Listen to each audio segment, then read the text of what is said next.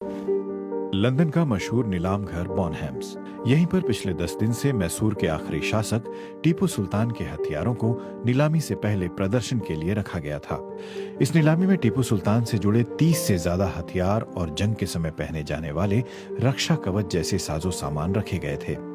लेकिन लोगों का सबसे ज्यादा ध्यान आकर्षित कर रही थी टीपू की फ्लिंट लॉक वाली निजी बंदूक, जिसके कुंदे पर चांदी की धारियों वाला बाघ विराजमान है।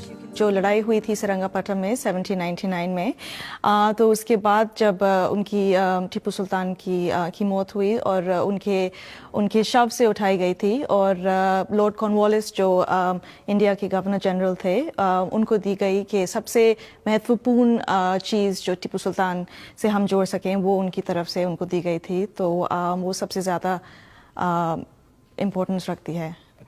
टीपू सुल्तान को मैसूर के बाघ के नाम से पुकारा जाता था और बाघ को उन्होंने अपना प्रतीक चिन्ह भी बनाया था।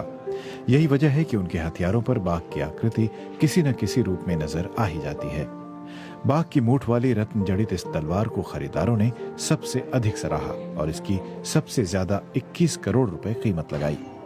लेकिन नीलाम हॉल के बीचों बीच रखी टीपू की तोप ने भी लोगों को कम आकर्षित नहीं किया। एक 3 पाउंड तोप है जो सेरंगापट्टम में उनके रॉयल आर्मरी में बनाई गई थी उनके लिए। और इस पर भी आप देख सकते हैं कि उसके ब्रॉन्ज कैनन के ऊपर टाइगर के निशान है, टाइगर्स बने हुए हैं। जो उसके व्हील्स हैं उसके ऊपर उनके एक्सल्स पे भी टाइगर बॉसेस दिखाई देते हैं।